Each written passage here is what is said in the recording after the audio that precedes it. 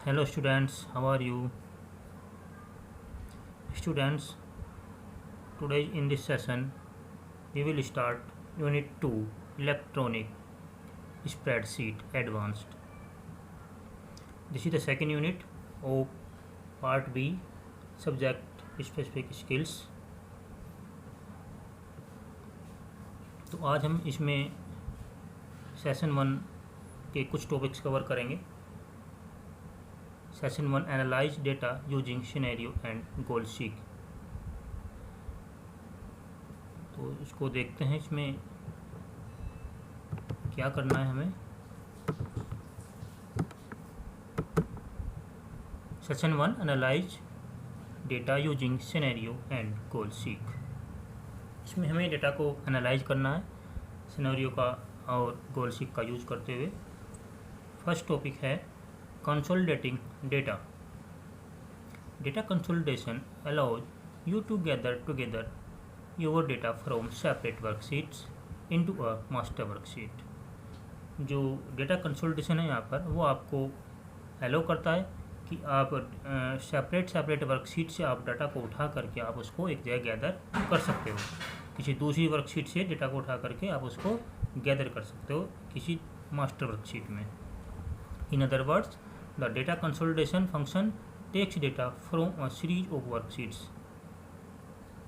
जो कंसोलिडेशन का जो फंक्शन है इसका फंक्शन क्या है कि यह डेटा को take data from a series of worksheets. एक वर्कशीट की सीरीज से डेटा को ले लेता है ओवर वर्कबुक से and summarise it into a single worksheet और इसको एक सिंगल वर्कशीट में समराइज करता है. इसको शॉर्ट में आपको शो करता है.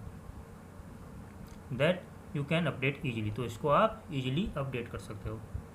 तो जो हम ये कंसोलिडेटिंग करेंगे ये हम ओपन ऑफिस काल्क के अंदर करेंगे. ये मैंने ओपन किया हुआ है ओपन ऑफिस काल्क. ये आपका जो ओपन ऑफिस काल्क है ये एक्सेल की तरह दिखाई देता है, माइक्रोसॉफ्ट एक्सेल की तरह, और उसी तरह से हम इसमें वर्क कर सकते हैं. तो यहाँ पर देखिए मैंने एक टेबल तैयार किए. यहाँ पर कुछ डाटा मैंने तैयार कर रखा है पहले से ही. अप्रैल मई जून, अप्रैल मई जून का कुछ यहाँ पर डेटा है स्टूडेंट्स का. इनकी टेस्ट डिटेल है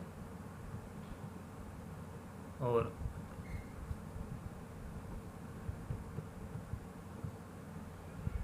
सपोज करिए कि यहाँ पर 3 स्टूडेंट्स हैं. कितने भी स्टूडेंट्स हो सकते हैं क्लास में. यहाँ पर हमने केवल 3 स्टूडेंट्स के नेम लिए हैं, मोहित, रोहित एंड तनुज. इनकी कुछ टेस्ट डिटेल है हमारे पास. टेस्ट के मार्क्स हैं अप्रैल मई एंड जून. अप्रैल मई और जून में इनके जो टेस्ट हुए हैं उनके मार्क्स यहाँ पर हैं. तो इसको हम थोड़ा और अपडेट कर लेते हैं. जिसे यहाँ पर हम कर लेते हैं. इसको यहाँ पर एक रो इंसर्ट करते हैं और रो इंसर्ट करके यहाँ पर हम लिख देते हैं मिडिल और यहाँ पर लिख देते हैं लास्ट. इसका मतलब है कि ये जो 1 मंथ में 2 टेस्ट होते हैं और ये मिडिल में टेस्ट होता है मंथ में, ये उनकी मार्क्स डिटेल है. और ये लास्ट में जो होता है मंथ के लास्ट में जो टेस्ट होता है ये उसकी डिटेल है. तो इस तरह से हमने इसको हम कॉपी करके यहाँ पेस्ट कर देते हैं. ये इनकी अलग अलग मंथ की टेस्ट डिटेल है.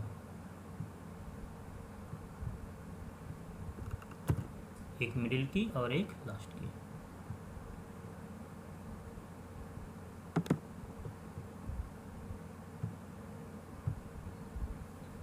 तो अब हमें क्या करना है, इस डेटा को कंसोलिडेट करना है.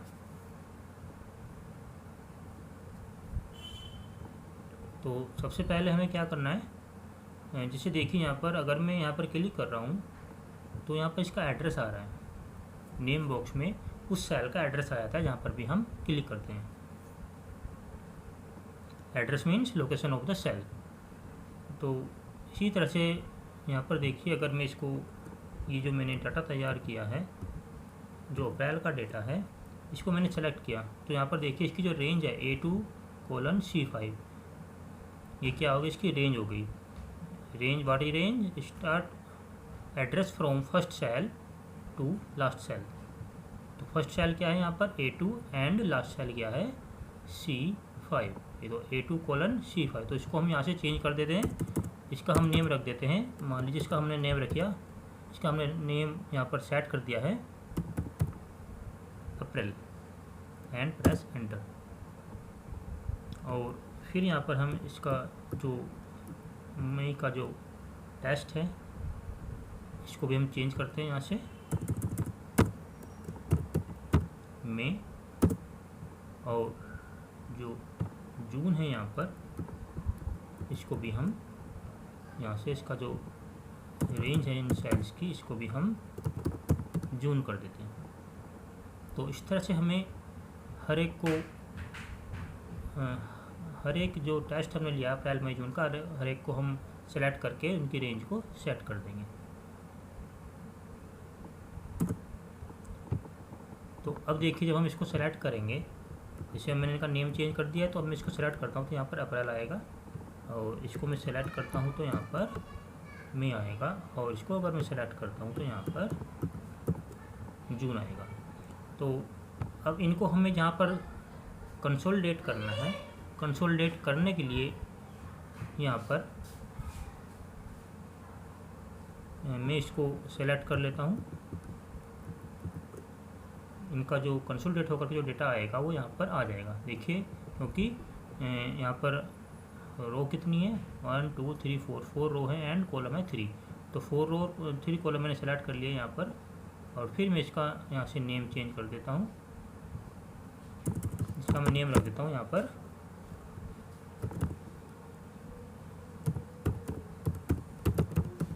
कंसोलिडेट, या कंसोली में इसका नेम रख देता हूँ कंसोली एंड प्रेस एंटर। तो ये मैंने 4 रेंज बनाई है, 3 रेंज तो यहाँ पर मैंने डेटा को इंसर्ट किया हुआ है, और 4 जो रेंज बनाई है वो मैंने रिजल्ट के लिए बनाई है, कंसोलिडेट के लिए। अब क्या करना है देखिए, go in data menu and click on consolidate. यहाँ पर ये कंसोलिडेट डायलॉग बॉक्स ओपन हो गया है। तो यहाँ पर देखिए कंसोलिडेट में फंक्शंस और भी है, यहाँ पर सम काउंट एवरेज मैक्स मिन। तो यहाँ पर हम क्या कर रहे हैं, अभी यहाँ पर सम फंक्शन का यूज़ कर रहे हैं। फिर सोर्स डेटा रेंज, यानी कि जो हमें कौन सा डेटा को रखना है, सोर्स में कौन सा डेटा यूज़ करना है, तो हमने यहाँ पर कुछ रेंज बनाई हुई है। तो पहले हम अप्रैल ले लेते हैं, यहाँ पर अप्रैल ऐड, इसके बाद मई, जो भी हमने यहाँ पर टेस्ट डिटेल जो बनाई थी हमने अलग अलग मंथ की, वो हम यहाँ पर ले लेंगे। मई ऐड, इनका यहाँ पर देखिए ये इनका सोर्स यहाँ पर आता जा रहा है। इसके बाद जून ऐड, तो तीनों मंथ का जो सोर्स है तीनों मंथ की वो यहाँ पर आ गई है। और फिर हमें क्या करना है, ऐड करने के बाद अब हमें इसका रिजल्ट कहाँ पर चाहिए। तो रिजल्ट के लिए हमने बनाई थी कंसोली के नाम से हमने एक रेंज बनाई हुई है। तो कंसोली को यहाँ पर सेलेक्ट कर देते हैं। अब हमें मोर पर जाना है, यहाँ पर मोर में जाने के बाद ये row label, column label and link to data source, तो इनको समझ लेते हैं एक बार। रो लेबल का मतलब है कि जो रो में जो हमारा डाटा है, और कॉलम लेबल का मतलब कि जो कॉलम में डाटा है वो यहाँ से उठ करके डाटा हमारा कंसोली होकर के यहाँ पर रो और कॉलम में आ जाएगा। और लिंक टू डेटा सोर्स का मतलब है कि जब हम जो हमारा डाटा है कंसोली होकर के आएगा वो मेन से लिंक रहेगा, यानी कि जो मेन यहाँ पर जो मेन डेटा है, ओरिजिनल जो डेटा है उससे ये लिंक रहेगा। मतलब अगर आप बाद में कुछ यहाँ पर चेंज करते हो मेन डेटा में तो वो आपके कंसोल में भी चेंज हो जाएगा। तो इसलिए इनको हमें, ये पहले से डिसेबल थे, हमें इनको अनेबल करना ज़रूरी था। अब हमें क्या करना है, क्लिक ऑन ओके। तो आप देख सकते हैं, इसको थोड़ा मिडिल में कर लेते हैं।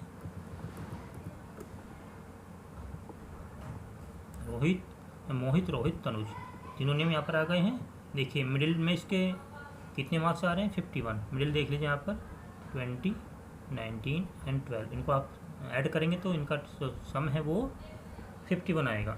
तो हर एक की अलग अलग टोटल होकर के मतलब ये कंसोल ही हो गया डेटा, ये कंसोलिडेट हो गया, तो अलग अलग जगह से उठ करके डेटा यहाँ पर ऐड हो गया है, सम हो गया है। तो इस तरह से हम कंसोली शीट अपनी तैयार कर सकते हैं। तो ये हमने डेटा को यहीं पर रखा है इसी शीट पर, इसी शीट से हमने डेटा उठाया और इसी शीट पर इनको हमने कंसोली किया है। तो इसको हम नेक्स्ट शीट पर भी कर सकते हैं। जैसे देखिए शीट 2 पर अगर आपको चाहिए, मान लीजिए हमको यहाँ पर शीट 2 पर चाहिए, अपना जो रिजल्ट है जो कंसोल हमने बनाई है वो हमें शीट 2 पर लेनी है। तो उसके लिए शीट 2 पर आ जाइए and click on data, click on consolidate. यहाँ पर हमें क्या चाहिए, केवल हमें यहाँ पर डाटा चाहिए जो कॉपी होकर के आया है वहाँ से। तो ये हमें चाहिए कंसोली, क्योंकि अप्रैल मई जून तो इन पे हमने डाटा डाला हुआ है, अप्रैल मई जून में इनमें हमने डाटा को ऐड किया था, लेकिन कंसोली हमने रिजल्ट के लिए बनाया था। Kansoli, click on Kansoli and यहाँ पर देख लेते हैं एक बार, ये पहले से ही इनेबल हो रखे हैं तो इनमें हमें कुछ चेंज नहीं करना है एंड क्लिक ऑन ओके। एक मिनट,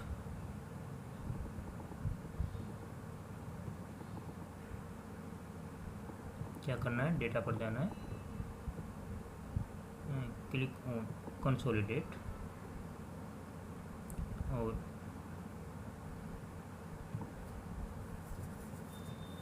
यहाँ पर हमें क्या करना है, ये कंसोल जो हमने बनाई थी ये हमने दूसरी शीट पर बनाई थी, तो इसलिए डाटा यहाँ पर नहीं आ रहा है। तो हमें यहाँ पर किसी सेल को सेलेक्ट कर लेना है। जैसे मैंने सेल सेलेक्ट कर ली और अब मैं इसको ओके करता हूँ। देखिए ये डाटा यहाँ पर भी आ गया है। तो इस तरह से हम डेटा को डिफरेंट शीट से उठा करके उसको कंसोली कर सकते हैं, या फिर उसी शीट पर भी उसको कंसोली कर सकते हैं। तो ये था आपका कंसोलिडेटिंग डेटा।